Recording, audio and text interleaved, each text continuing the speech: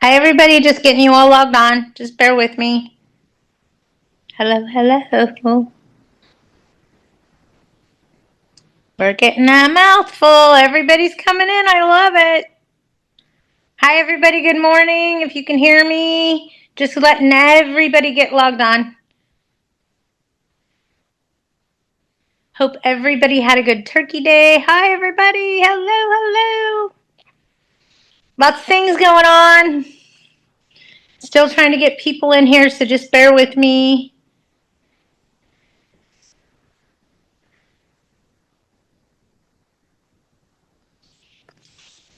All right. Happy Thanksgiving, everybody. Happy December. It's been a little interesting already for the month of December, so God only knows what's going to happen to us next, right? Had some interesting things going on with LA County. Does anybody know how they ruled for the state of emergency in regards to the storms?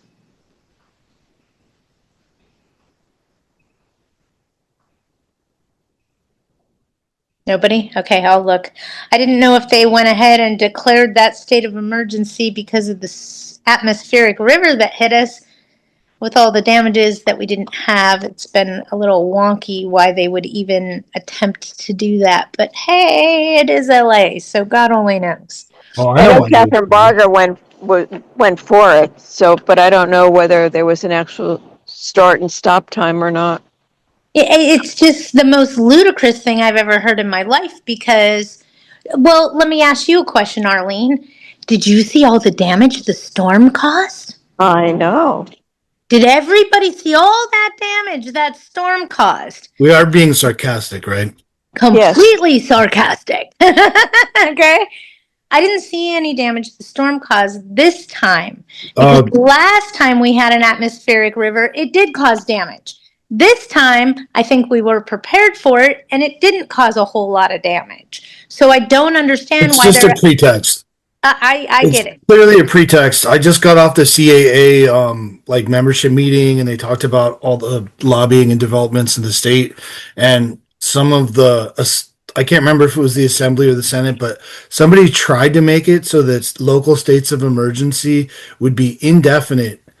They wouldn't be 30 days and have to be reviewed to renew them. They'd just be indefinite. So there's clearly like a certain party that runs this state, shall we say, without being.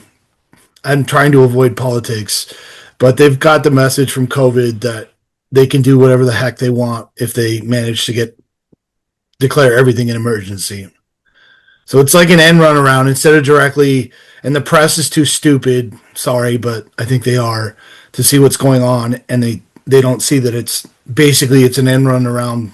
It's the giant. It's an end run around AB. What is it, 1484 or whatever, so they can impose, kind of impose rent control through the back door.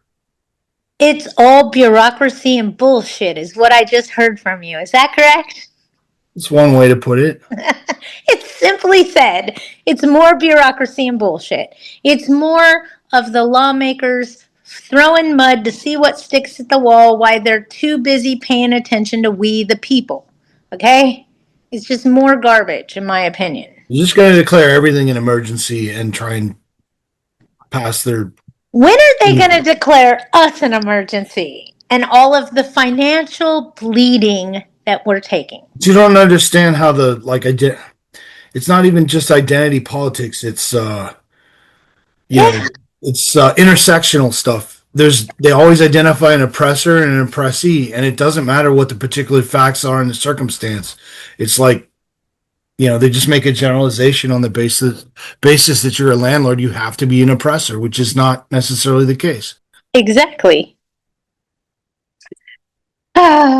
Okay, so where we are with that. Today got pushed back again for the 1% extra from mom and pop. So that's didn't go through or anything. So we'll see where that goes.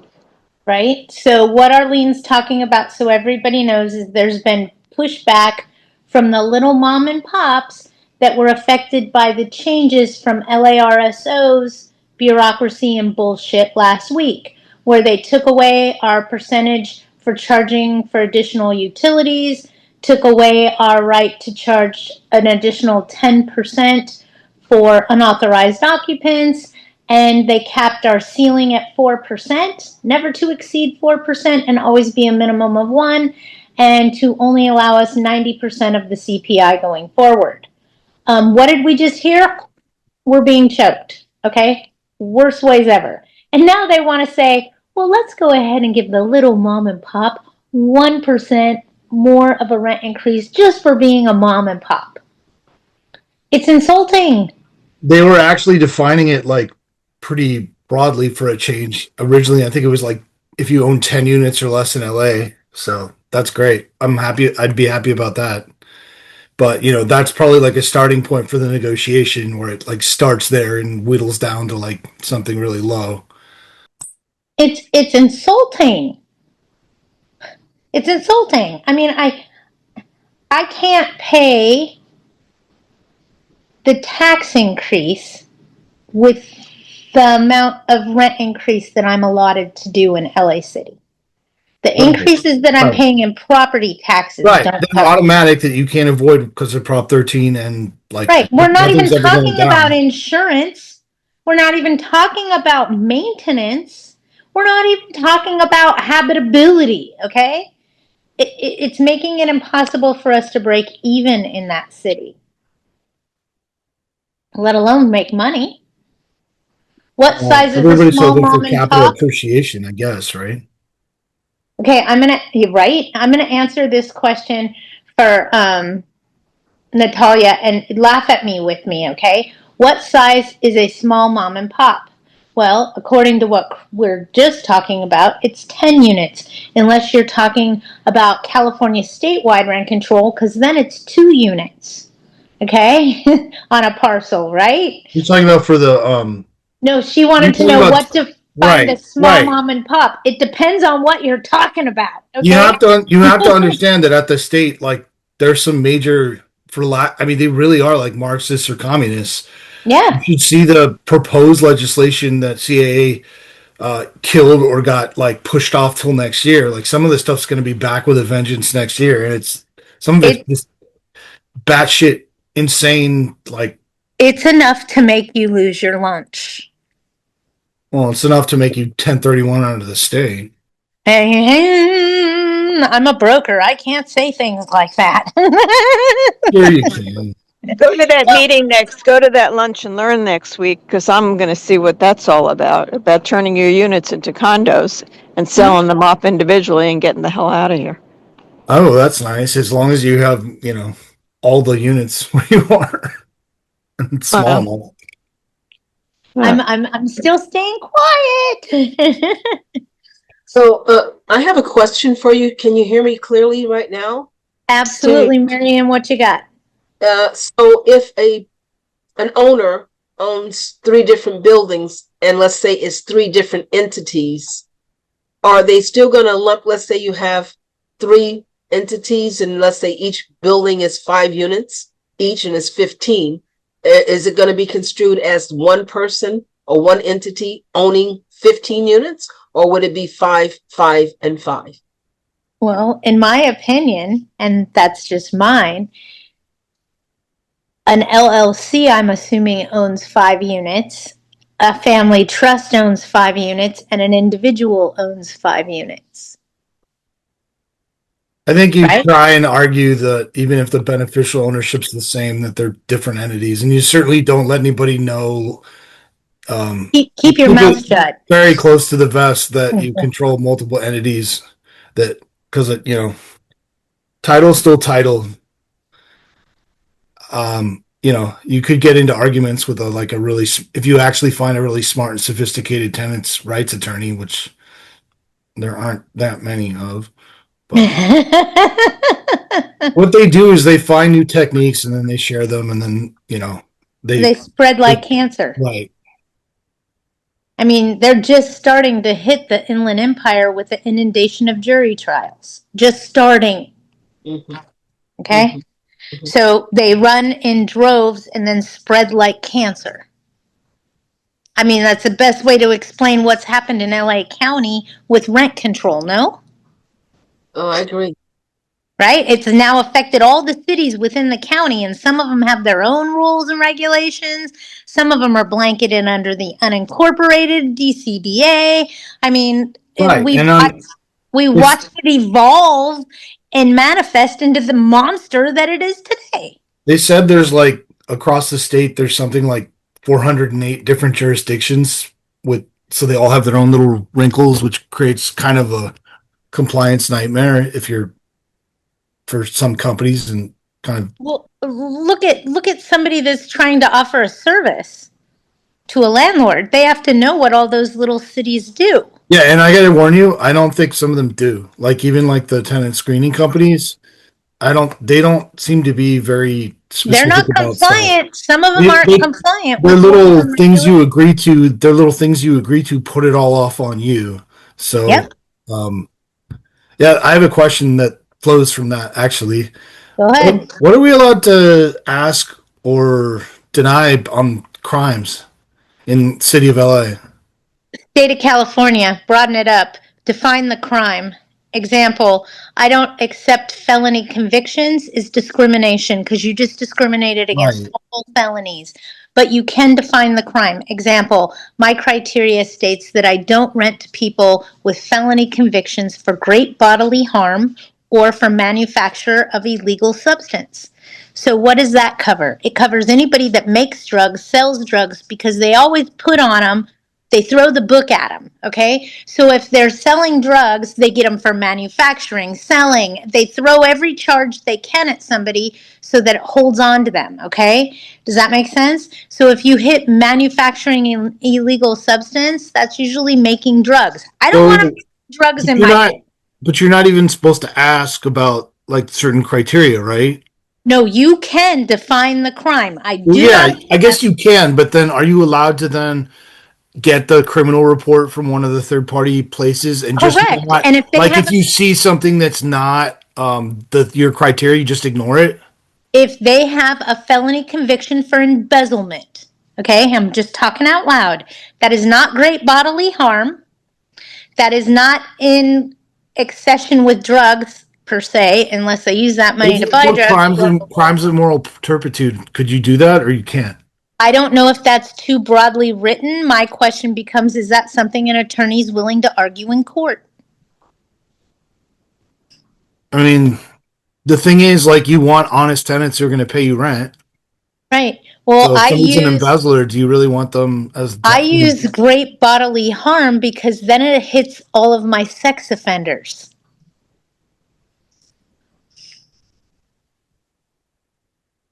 I mean, I don't know. Hey, it's I think all I'd in, argue the other way. it's all in what you're trying to grab a hold of. So to answer the question, if you define the crime, you can use it. You cannot use a blanket per fair Right, housing. right. So you're talking about things that you would put on your criteria. Correct. Your And if they're rental on your criteria. criteria, they're part of your screening. But okay, but are you allowed to even like on your application? What do you put? Like that you will be running a criminal history. You just won't be discriminating on the basis of other things, or what? Correct. I mean, if you have a felony conviction, You can do that, but you can't ask them about their crimes. correct.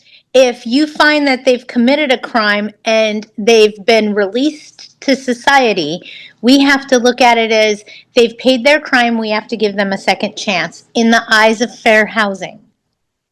But they're okay with discriminating on the basis of effectively violent crimes. You can define the crime, and then it's not a blanket of you. Discriminating against criminals. Bingo. Because they have determined, and forgive us for going deep down into the rabbit hole, but why is all this going on, Patty? Because way back when they enacted this law, the reason they enacted it is they did a study that said that more ethnicities of certain ethnicities committed felony convictions. So by not running to felons, you're discriminating against this certain ethnicity. Yeah, Are you freaking kidding me? faulty logic. Crime comes in all shapes, colors, and sizes. If we have one specific ethnicity committing more felons, then we need more education there so that we break the cycle. Not protect them. Come on. It's reverse. So you're pretty sure it's only a state law. There's no like LA City ordinance about it. Correct. It is California state law, and felons are a protected class in the state of California. Okay. It has to do with fair housing compliance, but it's no longer fair housing. It's the Civil Rights Act now, right? Right. Sorry. Okay, Chris and I went down a rabbit hole. If any of you learned anything from that, yeehaw, okay? Is there anything else that I can help answer today for anybody? I'd be more than happy to. Oh, here we go. Wait, Yeah. let me answer Nazla once. Can I meet you on Thursday, December 4th after the breakfast meeting at AGLA?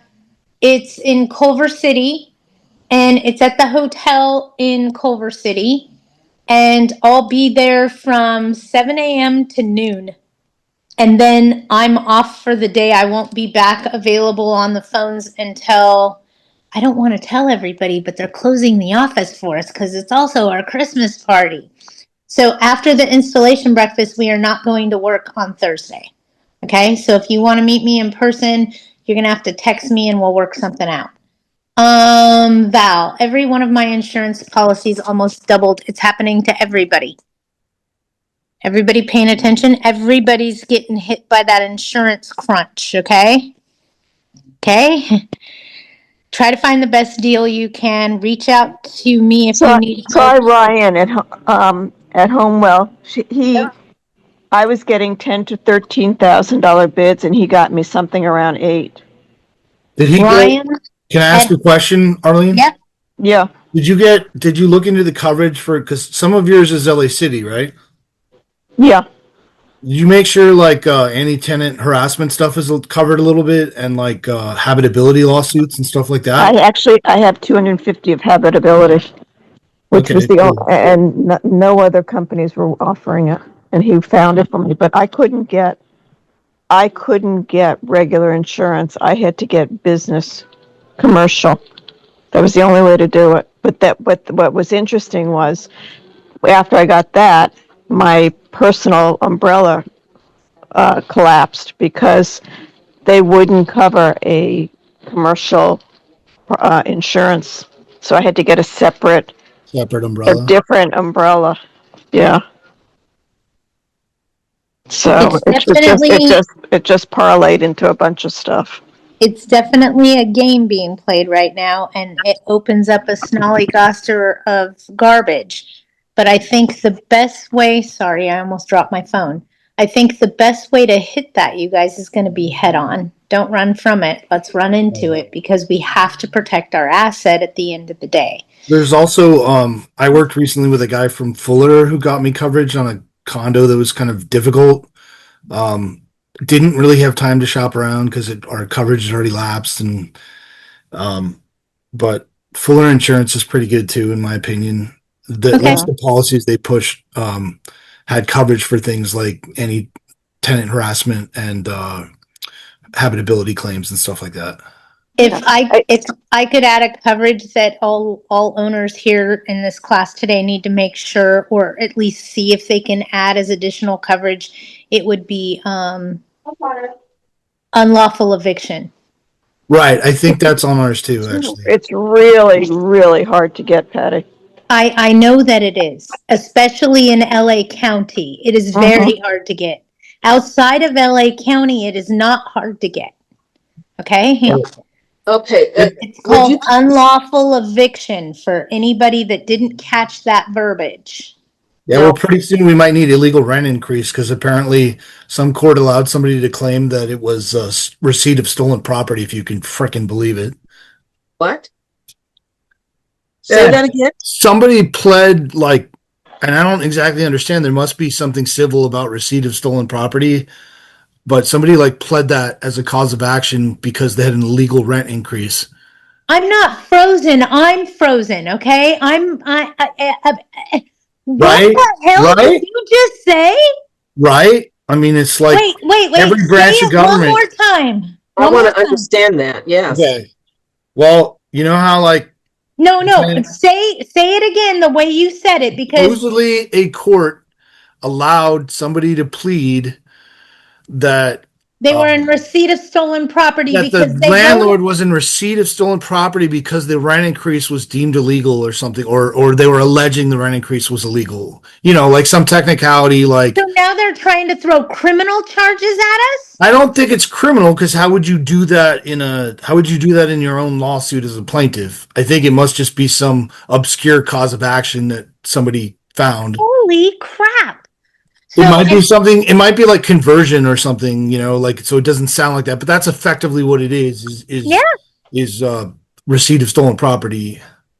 it- But I don't know what kind of additional little gimmies that gets you. Like maybe it gets you like punitive damages or treble Maybe, damages or you or know. maybe it scares the crap out of the landlord and forces them into paying you to go away. Well, Right. I mean, anyway, the point is we got to Sorry, be I gear it all around money because let's face it, you guys, those of us that are under the thumb know that's what they're going for. It is not our jugular, it's our bank account. well, so, yeah, but it's also like death by a thousand cuts, yes. like Dan says. I mean, it's every little avenue, every little area they can nickel and dime us and make it cut off one more thing. So yeah, I Can mean you, that Chris, could you or Patty, either one, give me 3 examples of what would be considered unlawful eviction? Huh, huh, huh. Habitability issues that they can't live in the house anymore. You unlawfully evicted them by not fixing the property. There's one. what was the other affirmative I think tenant harassment is an affirmative defense. There was Yeah. something else I was reading the actually LA City ordinance, and there was something that I think I'm forgetting was like an affirmative defense to an eviction. If your 3 day notice is incorrect and your eviction goes through and they file an appeal against you and find the error on your 3 day notice, they will then rule that case as being an unlawful eviction. I This don't is know a, that I'm not sure they ruled. I think the tenant probably has to go back and do something, but yeah, you might open yourself up to that. And then, oh, this is what I found that happened. Then they ruled, the appellate court said it was an unlawful eviction and they threw it out. And then the tenant turned around and then sued the Right, landlord for right, but it's doing not. the I don't think unlawful it's eviction. automatic, Right, it's not but it automatic. gives But them a hell of a lot more leverage. And even if they didn't prevail in the trial court, like you're going to spend money to defend it. and I'm gonna tell you this. At that point, I'd be squeezing my cheeks. And you guys know it takes a lot for me. I tell you guys, stop squeezing your cheeks. Get off the edge of the cliff. At that point, I'd be on the cliff with my cheeks squeezed. I'm telling you, it's no joke. And I'm seeing a lot more unlawful evictions be requested for in general civil court, not an eviction court. You need to understand that. This is a high dollar lawsuit. okay. I'm glad you explained it. I lost the case predicated on what both of you are speaking of right now. I had a tenant that was just shy of 2 years of not paying her part of the rent. She's a Section 8er. And the games that they're playing now, everything that the tenant said on the witness stand, and she was coached by a very good attorney. My attorney was weak, but she gave her on cue when to cry. She broke into, and that is not her character to cry, but she broke down and everybody in the court felt sorry for her. And the judge looked at me, and ultimately I was deemed the bad guy. Okay. It was predicated on non-payment of rent only, but they went all the way back 3 and 4 years ago about uninhabitable. I took too long to do things, but my attorney was so freaking weak because she kept leaning on the fact that, don't worry, Marion, we don't have to address that. It's strictly non-payment of rent. But what the judge judged the case on had nothing to do with non-payment of rent. She gave her all of the rent, told her she can stay in my place, and she named me a harasser. You want to know why I was considered a harasser? Because I had 3 different separate cases against her in the last 2 years. And she said that looks like harassment to her. They kept Tahoe. What in the hell is Tahoe? Well, I understand it's tenant anti-harassment, but everything that was named in the case had nothing to do with the case that I, as the plaintiff, brought. But everything in the world is tenant harassment. Like, they don't specify a time period, but they say like unreasonable, taking an unreasonable amount of time to address habitability claims is considered tenant is an example of tenant harassment. And I think it's like these. I think the way it's written, it's like including but not limited to, and it lists like a bunch of different things the tenant does. But like there's it's very broad. There's so many things that can be construed that way. I have one guy who's like thinks he's a lawyer because he's got ChatGPT, and I just kind of like I'm just not communicating with him now. I'm giving him He like has a cool-off period. ChatGPT. Oh, okay. In other words, all of your tenants are now Google attorneys. Yes. All of them.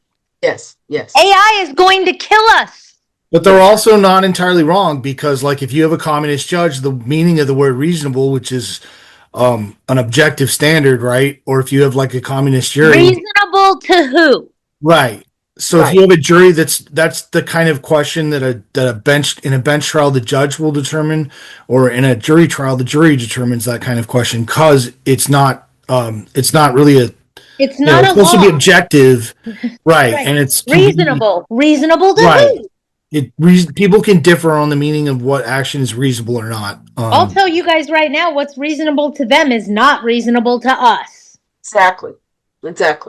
And that was the point that I was making. I'm the one that went without the rent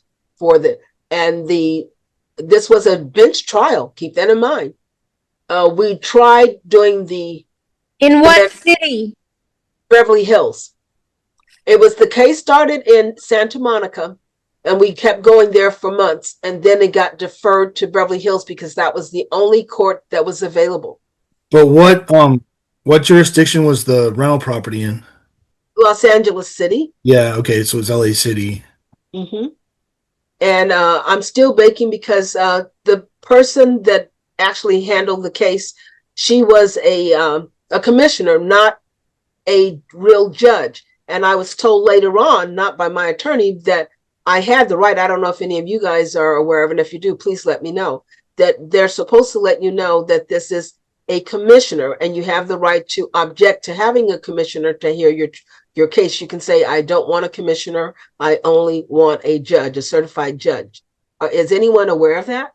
I think that sounds right. I mean, I'm not willing to say definitively, but usually when they hang on. Usually when they call in court, this is what they do.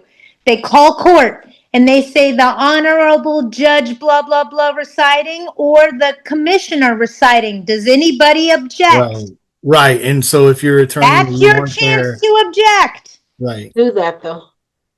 But it's when they call court, not when they call your case. Understand, but that didn't happen. My case each week, and I had gone for 4 weeks. Each week, it was the same commissioner that was never called.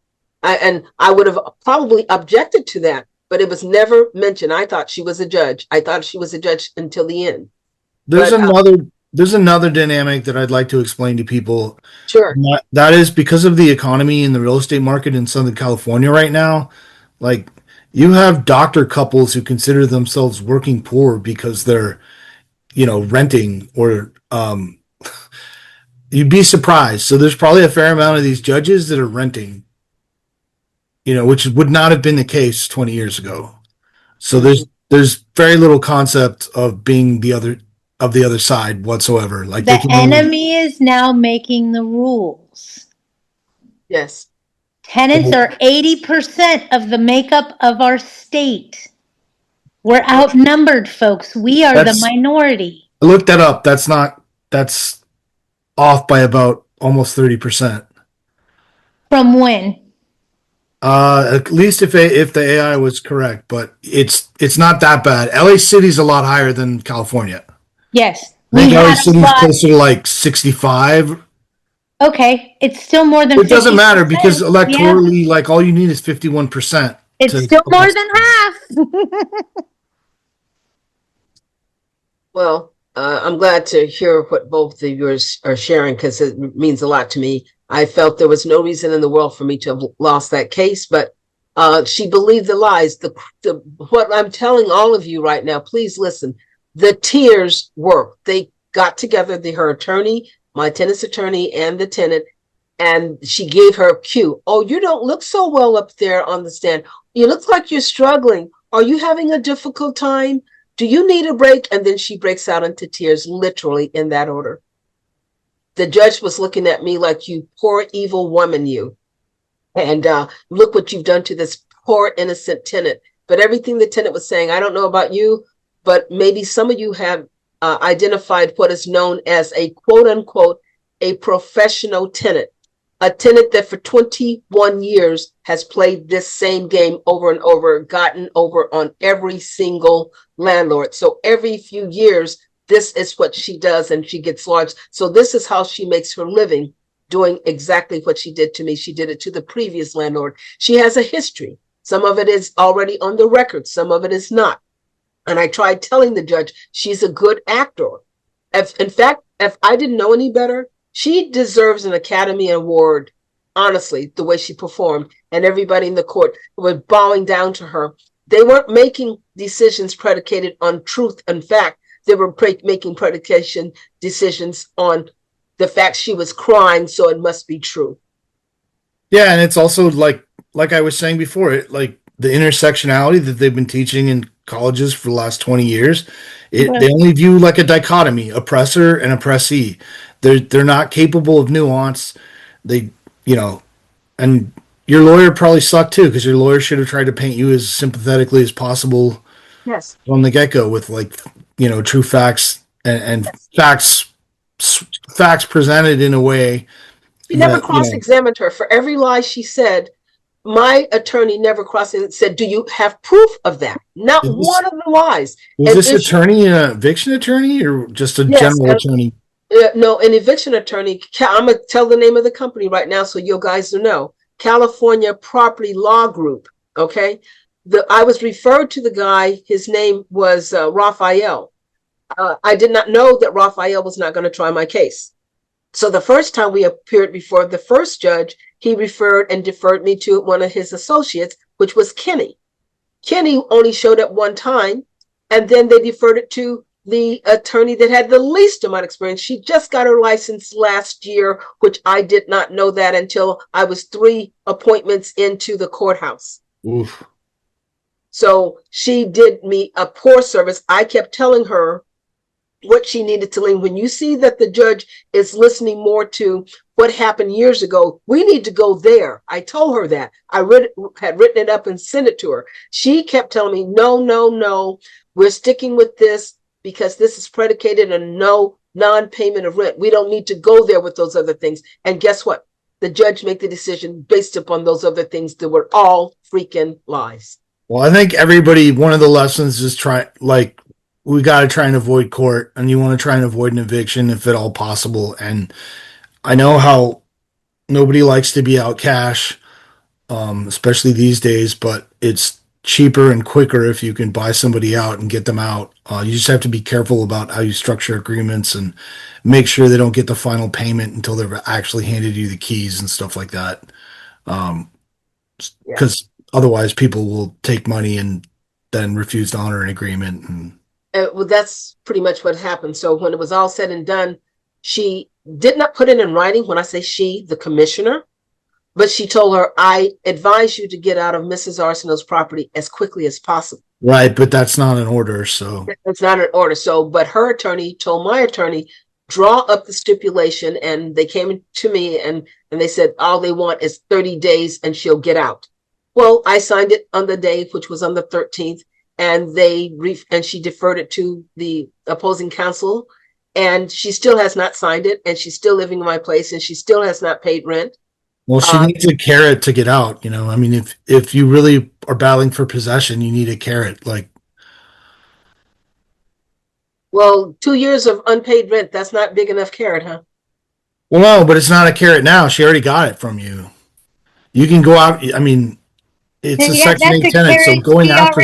She already ate that carrot. He ate that carrot. That's Unfortunately, history. you need another carrot to motivate, her to Lure the push it out. donkey.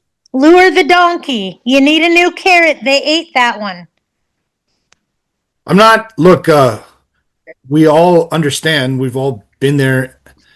We all don't like when tenants take advantage of us, but that's just How much money are we going to spend to prove that we're right? right. It sucks, but You're right, Patty. That because between the first, second, and the third case against her, I'm out of $51,000 in attorneys fees. $51,000 in attorneys fees. In addition I'm sorry, that made my spine shudder. that's nothing. Somebody told me about 600,000 in legal bills last Hey, week. I know, but she Not still has landlord no tenant, but results. still. She still has no results. And I'd have no results, and she got to keep $20,000 in rent. So that I'm out of 7,000. And she's on It's just Section 8. Section 8. Did So she we're get paying for this anyway. Did she get a judgment against you for anything? Well, I'll put it this way: the judgment was she doesn't have to pay me the rent, and the judge said to her, "I advise you strongly to get out of her place as soon as possible." Right, but that Didn't I'm get out. telling you that She's means still- nothing. That and really she's means still nothing not unless paying the rent. she's ordering her to vacate. That means nothing. Yeah, she didn't order her. She didn't order So her. that's nonsense. That's Okay. So where do I go from here? Is anybody could tell me rent was due on the 1st of December and she still has not resumed paying rent. Now, because everybody, 30-day.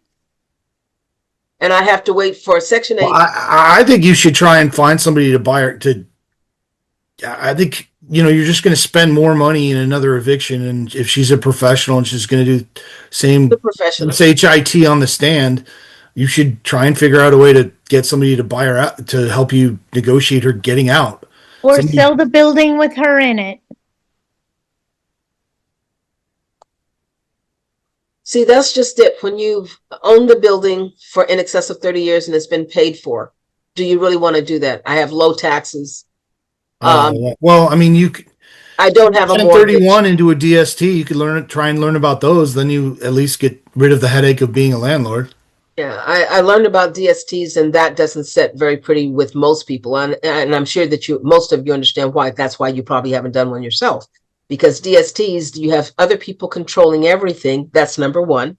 And then number two, they normally want to keep that subject property for 3 to 5 years and then move on to another one and another one. And in the process, if one of those properties wind up being in major difficulty in terms of damages due to whatever, weather or whatever, guess what? You are SOL. Right. But it's like somebody told me, like in any 1031, the other side, the thing you exchange for has to be a good deal.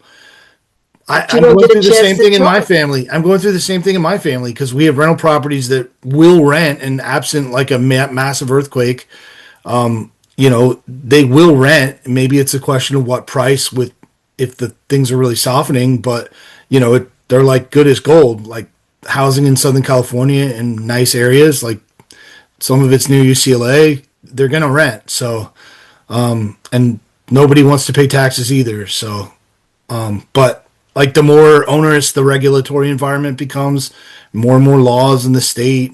Here's my opinion. Okay. Where do you want to retire, Miriam?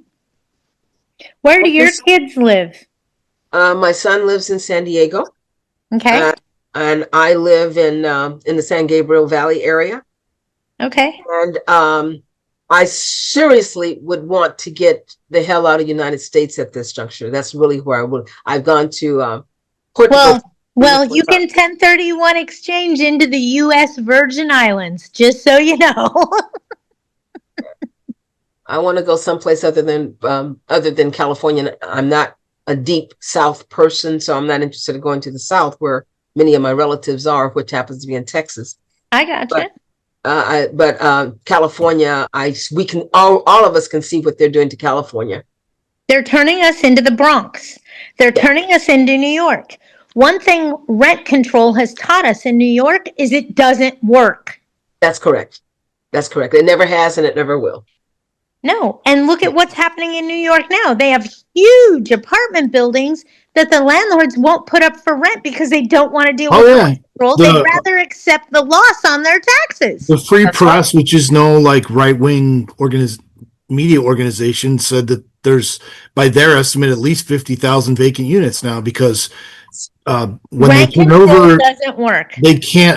they can't bring the rent up to market rates enough to pay for the rehabilitation of a unit. So like That's correct. if you have a unit I'm that's been going with that. occupied for 20 or 30 years, like it's Yes. not going to be up to market Yeah. standards. How does your $40 rent increase pay for the water heater to be replaced? It doesn't. Exactly. It doesn't. No. I had a tenant that lived in her apartment until June of that 49 years. Okay. And she left when I won't even tell you what method she left, but it wasn't my doings. Okay. Okay. So, and I'm saying I have another tenant that's been in her unit they love me because I am a good landlord. I am a good manager. I take care of things within 48 hours if you allow me. Whereas this person that won the case, the professional tenant, she would constantly say I wasn't doing anything, but guess what she was not allowing me to do? She was not allowing me or my workers to enter.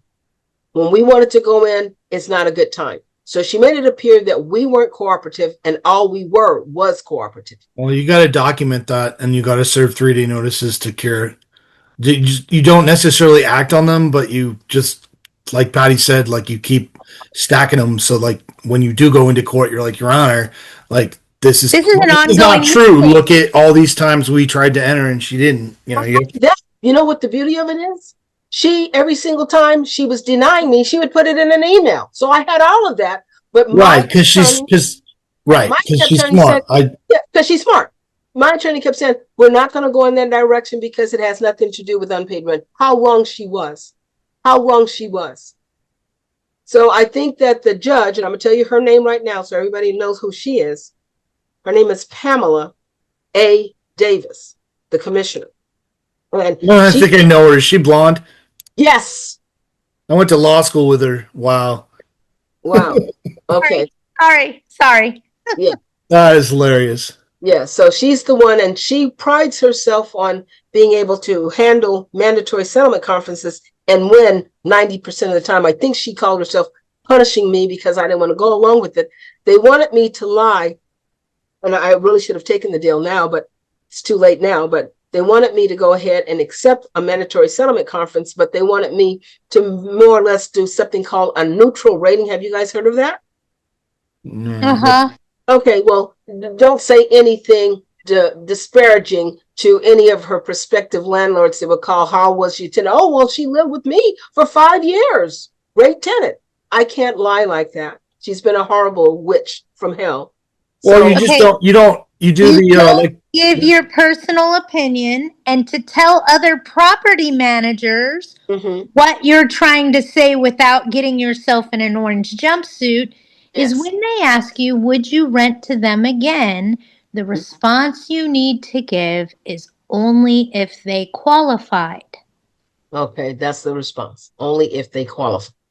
Okay. For us in corporate America, if I spill those words out of my mouth, I'm telling the person on the other end of the phone to run like a chicken with their head cut off because they don't qualify anymore. Right, but when you get because I just got one to verify, when you get the rent spree and it's a binary choice, yes or no, what do you do? Put yes and then comments in the comment part, like, but only if they qualify, right? You still got to say yes, right? In that, only if they qualify. I know, but you can't. They don't give you like an option to not answer yes or no. Right, but then don't respond. You allowed to not? I mean, there's nothing that says that you can't respond. Okay, just don't respond at all. Okay. Don't respond to that box. Okay. If you don't like the yes or no answer, but it won't let you. Like you can't just not answer a question. You can potentially not. I suppose you could not verify the rental, but I mean, you want them out. So hold on, and hear me out. You want them out, so you answer the questions the best as you can. Did they live here? Yes. Did they live here from this date to this date? Yes. They're going to ask if she paid rent on time, and you just say no. Yeah. How many times were they late? Answer the question. More than once. Okay? I think if you don't respond at all, that sends a pretty loud message. Bingo! You No sure? So, response that's the is a safest way of doing it. response. Are No you sure response you is a can't get response. in trouble for not responding? I'm No. sorry. It's against our corporate policy for me to answer any other questions than did they live here? For how long? And how much was their rent? Right. No, Everything I else, didn't. I don't everything answer. else They don't is ask you any of the questions like the rent spree type stuff. right. Everything else is a personal opinion, and my corporate office won't let me give a personal opinion. They lived here from this date to this date. The rent they paid when they vacated was this amount. They're still in possession. Only facts. I only could spit facts. Anything Right. asked, would you rent to them again? I'm sorry, I can't answer that. It's an opinion. Well, when you want them out because you're not thrilled with them as tenants, you tend to just say yes on all of it, and you realize that if you ever get asked again in the future to confirm rental history, like say they move in a year or two, if you get asked again, your answer can change a little bit.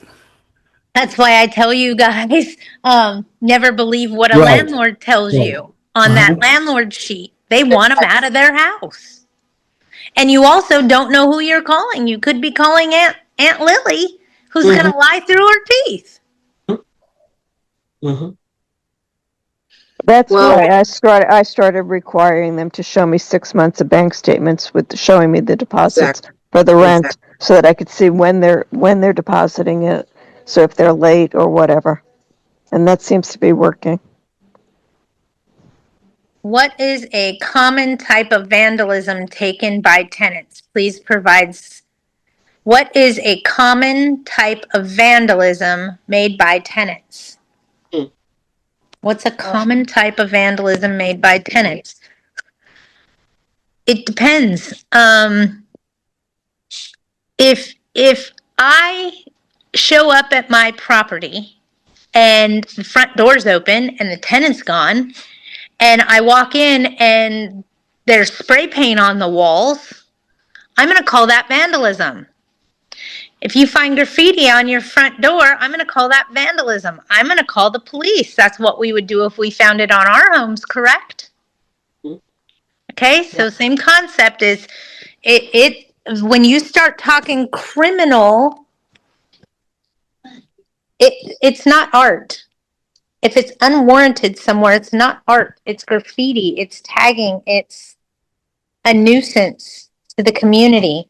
And if the police call tagging and graffiti art and they say that that's okay to draw art on someone's door, does that mean I can go destroy their other personal property and go put art on their car? No, this is a blatant destruction of personal property. I did not give him permission to put his artwork on my front door.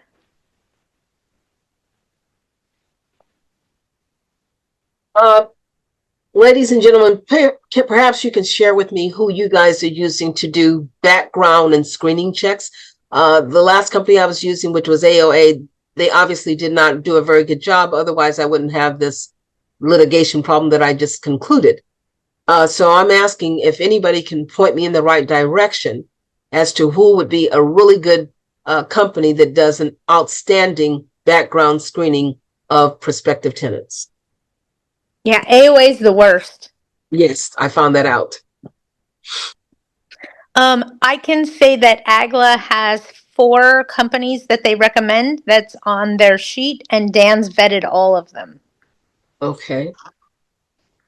So if you go to AGLA and click on credit screening, it gives you a link to 4 different companies. Okay. Okay? And all 4 of those companies Dan has vetted.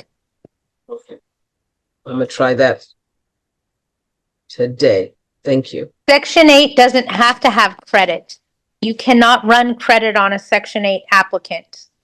No, Patty, that was for Marion, because she said that she went through Section 8 and did whatever the credit. So or the tenant screening did her credit report come back fine?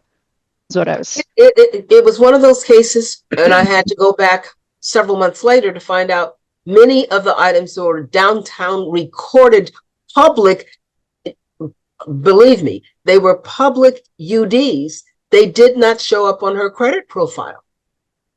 It had like a no score. It didn't show any debt. It showed nothing.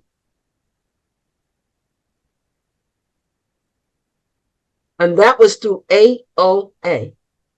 I have a question, Patty. Yeah. You think there's anything wrong with putting criteria must have rental history in California? No, you can, but here's the problem with that. If they're 18 years old and moving out of house, their rental history is their parents.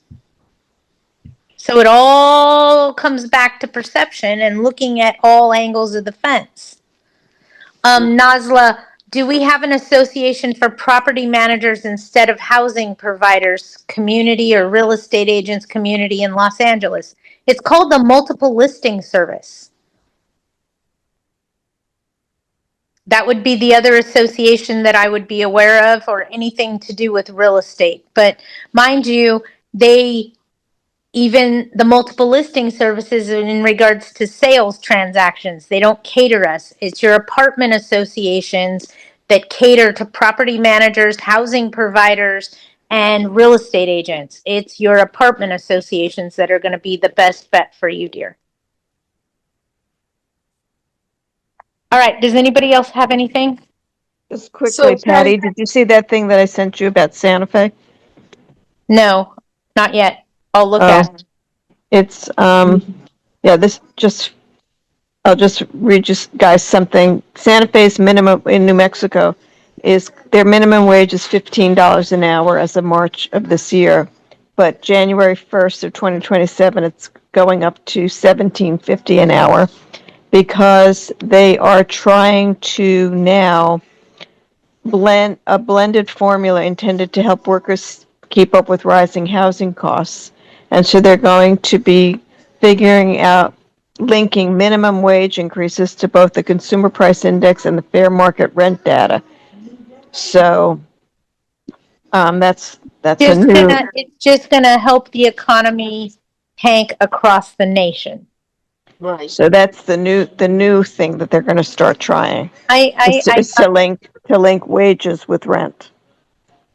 They're doing that right now, in case you ladies and gentlemen did not know, regarding Section 8. So although they may already have the platform set, and they'll say that one bedroom is $22.89 and a two bedroom is $28.87, but when you put the RFTA package together and go to them, they say, oh, well, based upon this tenant's rent, we can't go to the maximum. We can only go to this amount. So even though it's set in stone as to what they're saying it will go, pertaining to zip codes now, it's not all over zip codes, they can still deny you the $22.89 and said, oh, we can only go this amount because this is all the tenant. I'm sorry you're not paying me the full amount of the rent that I requested. Unfortunately, I'll take the next applicant in line. Exactly. That's what you have to do. That's what they're doing right now. They're crucifying landlords across the board. They're crucifying us. You guys are your own voice. If they say they're not going to give you any more, take someone else. You have to. You have to. What do you really think that this is going to go in the next 24 months, Patty? I mean, what's going to happen to us, honestly, in terms of being landlords? What's going to happen? It's already happening. Those of us that don't have vacants currently aren't aware of it. But they keep saying we're in a housing crisis. And quite frankly, get your head out of the sand. No, we're not. Ask corporate America that's sitting at a 10 to 15, even 18% vacancy rate in most of their big communities. Okay? If the professionals in the industry can't rent their properties, we're having a problem. Paying attention? Does this make sense? Okay. Right, but I think the crisis they're saying is that there's a lack of quote unquote affordable housing. I understand that, but my question becomes affordable to who? Because affordable housing isn't affordable to somebody that doesn't have an income. It's unaffordable. So we have a housing problem? No, we have a homeless problem.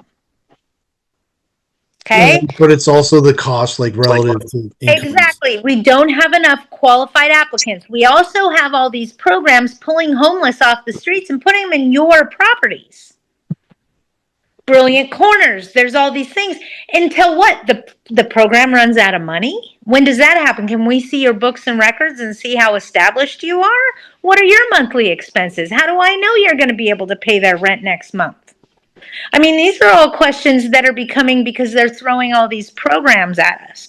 What's going to happen? I can't tell you. My crystal ball's broken. Hey, But don't forget how many Ferraris and luxury mansions has the executive and the CFO of the charity bought, because we had some of that with some of the homeless places. absolutely. Absolutely. We have a bigger problem with people that don't have the money to pay the rent than we have with people that can pay the rent. You understand? People that have jobs, okay, are not necessarily homeless. Okay?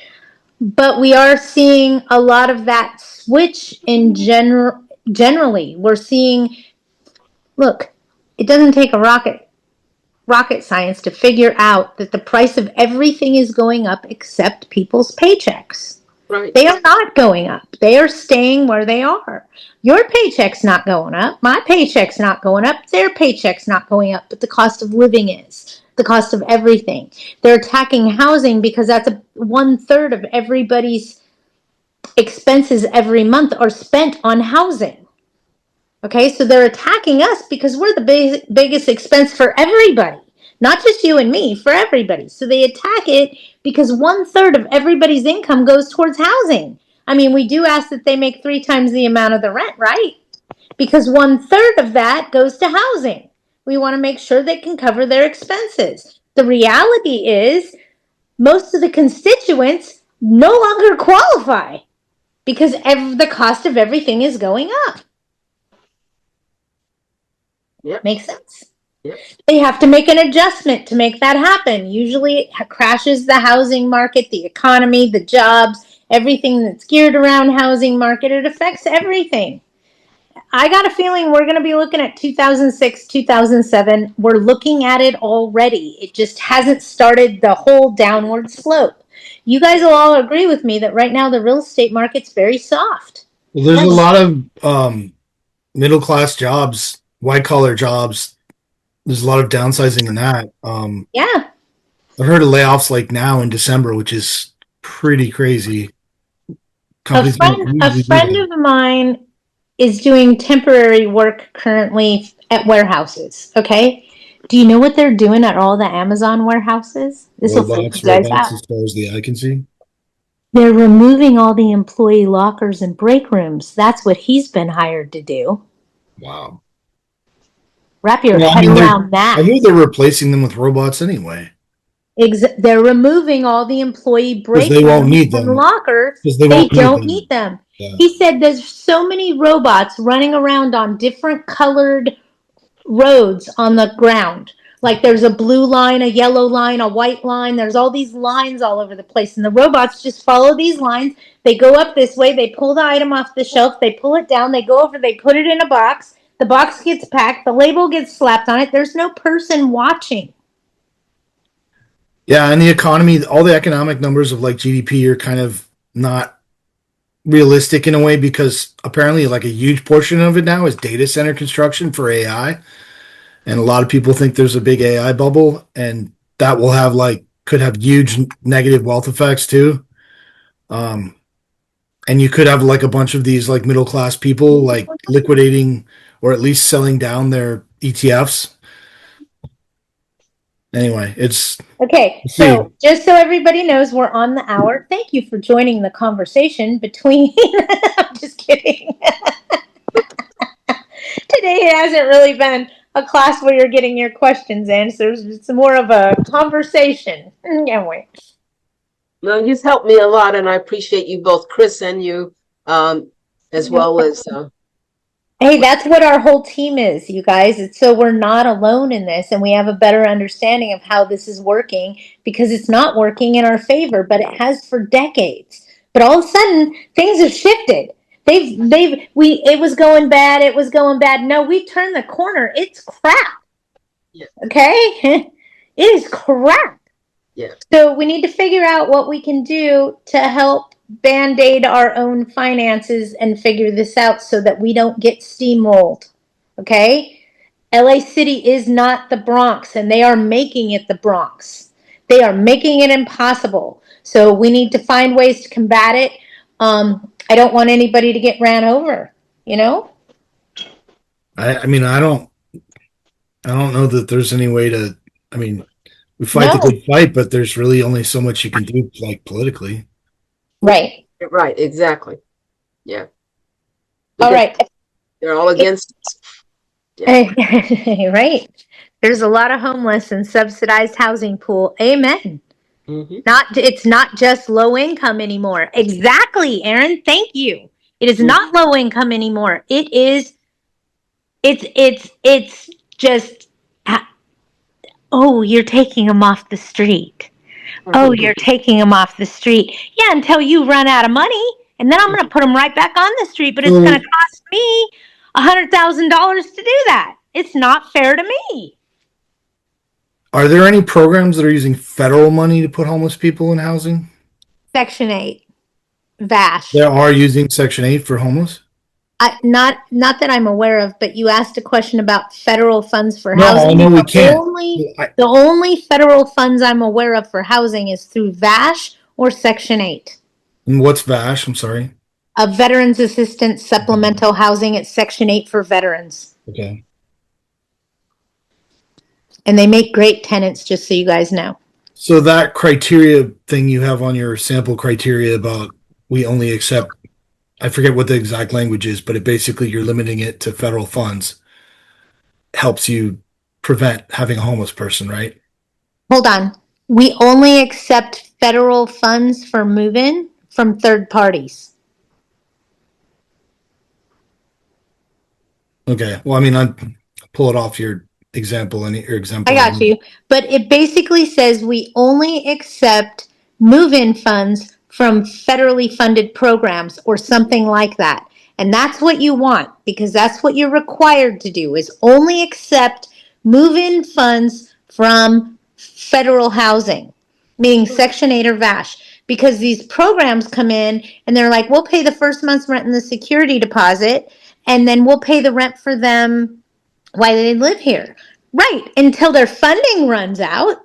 How much funding do you have? Are you going to last 2 more months? Or are you going to last 2 years? Because you're not getting any more funding from the federal government, but maybe they are to help with the homeless. Who knows? Because that's what they're doing, is they're taking them off the street and putting them in your property. How you avoid But it that? seems like it's a means of screening out a certain class of individual that I don't want to really discriminate against, but I also don't want trashing my units. That's my concern, is the trashing the units. Well, they usually invite more of their homeless friends to come live with them, or let's face it, they're homeless because they have one of 2 problems: a mental disability or a drug problem. Or both. Right. Self-medicating a mental disability is always a recipe for disaster. Right. Okay, so that's what you're dealing with when you deal with those programs. How you avoid them is we only accept third-party funds for move-in from a federally funded program. Why? Because you're required to by law. You do not have the right. You have the right language on that sample one you had on Yeah. your, right? Okay. Yep, I do. Absolutely. Is that if we get one of those calls about asking about Section 8, is that what we're supposed to respond? Of course we take Section 8.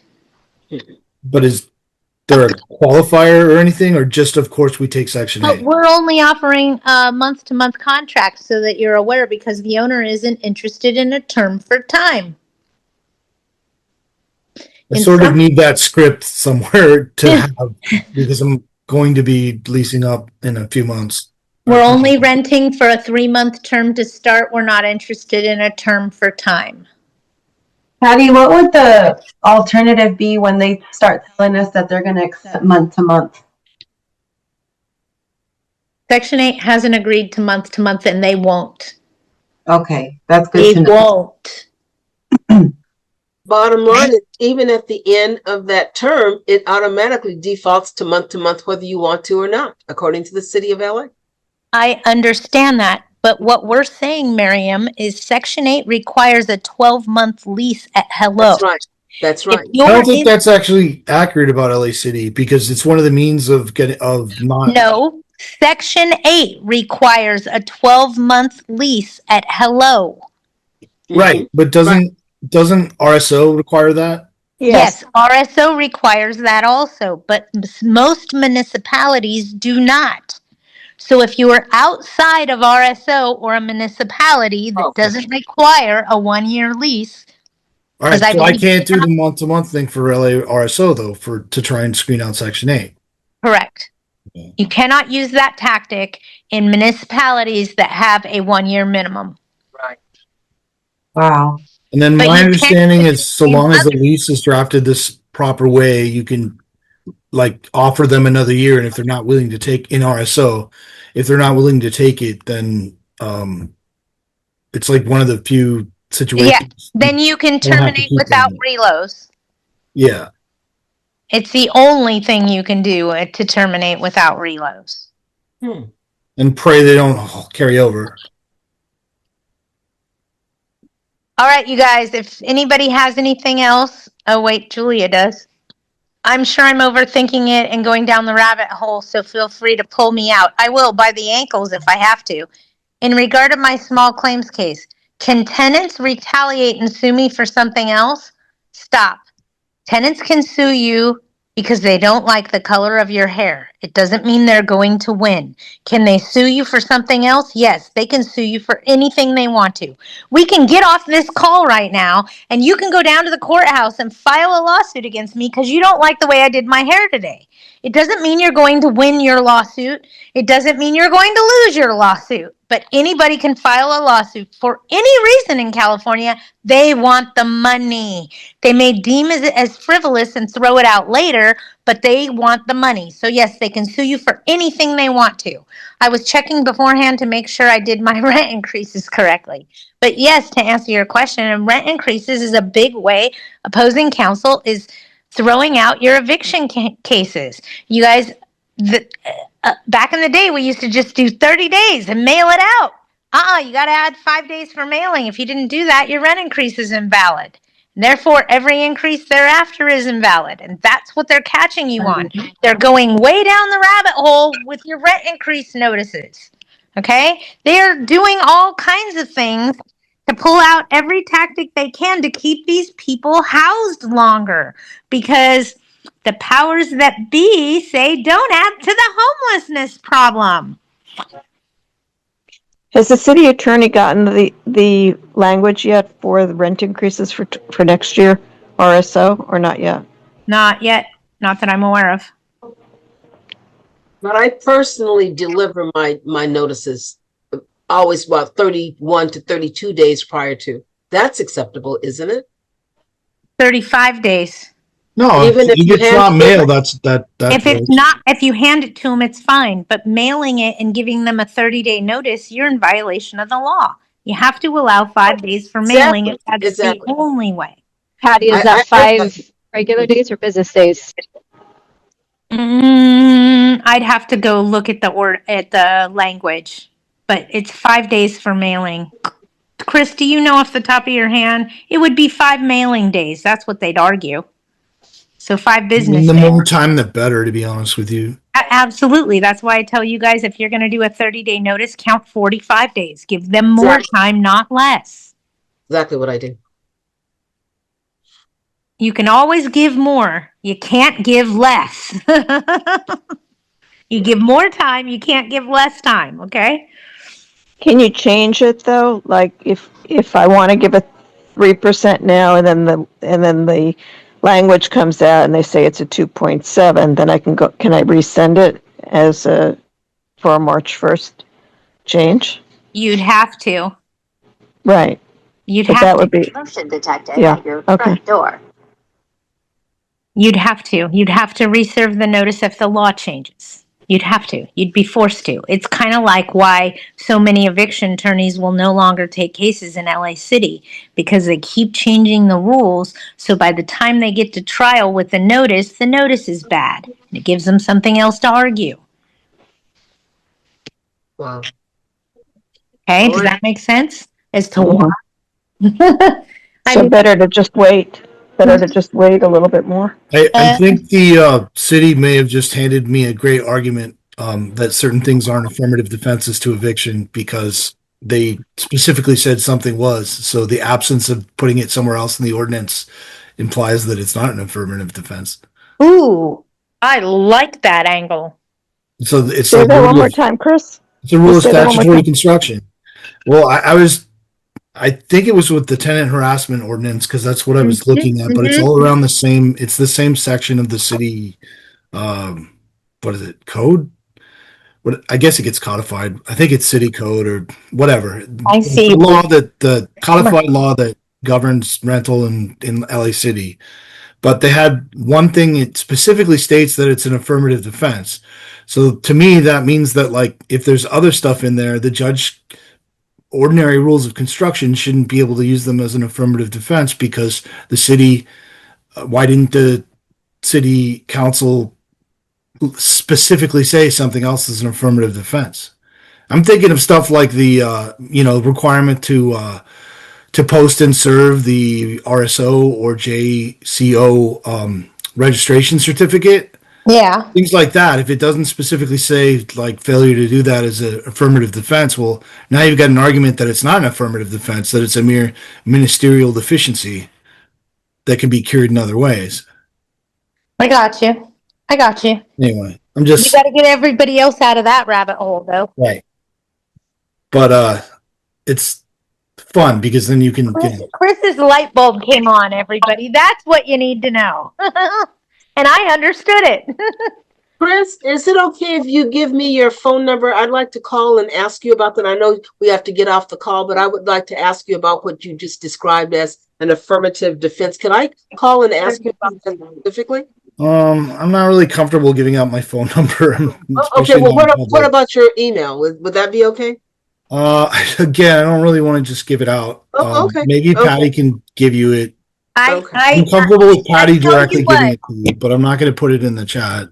There Okay. you go. No problem. So text me your email later today, Miriam, and I Okay. will email that to Chris. Okay, perfect. You don't want to bombard him because, I mean, No, I just wanted to know about what he just brought up about the I affirmative understand. defense. Yeah. I'm grateful that Chris shares his knowledge with us, you Me guys. too. I don't want to abuse it. Okay. Thank you, Chris. Thank you. I appreciate it. Okay. All right. Yeah. Anybody else have anything? Otherwise, I'm going to get off of here for today. We're over the hour, which is fine. Anybody that needs to see me, I will be at the installation breakfast for AGLA on Thursday at the Culver City Hilton. Oh, Yes. So I will be at the installation breakfast on Thursday morning. I'd love to see you. If you need to talk to me, I am going to pick a seat. I think we have assigned seating. I'm not sure, but I'm going to pick a seat and I'm going to hide in it. If you want to come chit chat with me during the event, I'm fine with that. Okay. Because I will just be quiet over in the corner. What's the lunch and learn next week? There's a lunch and learn next I week. thought Arlene said something about a lunch and learn. Yeah. A Or lunch- the, Yeah, it's not with me. Who's it no, with? it's the one where they're giving you options of how to sell individual units. Oh, Oh, the condo conversion thing? Yeah. Okay. Well, then I'll skip because it's not really relevant. okay. No problem.